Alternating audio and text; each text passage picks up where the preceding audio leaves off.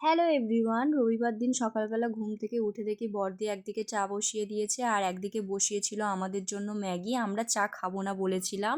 বর্ষা সকালবেলায় গিয়েছিল এনসিসিতে, তখন ও চলে এসেছে। আর জিজু চা খেয়ে বেরোবে বাজারেতে। আর সোম এসেছে, সিম্বা এদিকে তাকিয়ে রয়েছে, আমরা সব খাচ্ছিলাম। আর পিকু এসেছিল। পিকু তো জানতো না যে আমরা কাল সন্ধেবেলায় এসেছি। মিঙ্কু আর সোম এসেছিল, পিকু সকালবেলাই চলে এসেছিল। তাই জন্য আমাদের সাথে খেলবে বলে জিজু বাজারে চলে যাওয়ার পরে আমরা স্নান টান করে নিয়ে বসেছিলাম। দেখলাম জিজু আমাদের জন্য আলু কাবলি নিয়ে এসেছে। আমি আর বর্ষা সেটা বসে বসে খাচ্ছিলাম।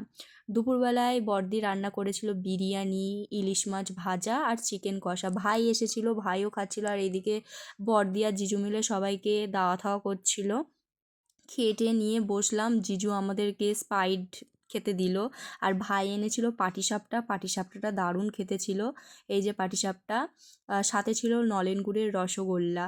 খেয়ে নিয়ে একটু শুয়েছিলাম দুপুরবেলা। তারপর বিকেল হলেই বড়দি আমাদের দিল 5 স্টার আর চিপস। সেগুলো বর্ষার আমি মিলে সব বসে বসে খেয়ে নিলাম।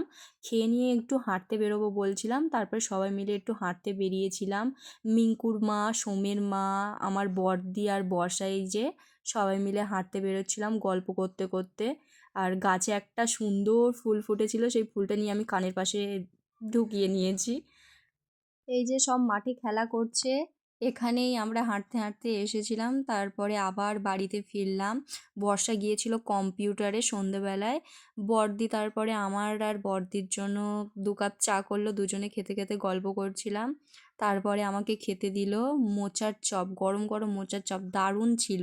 কেমন লাগলো ভিডিওটা অবশ্যই কমেন্ট করে জানাবে সবাই।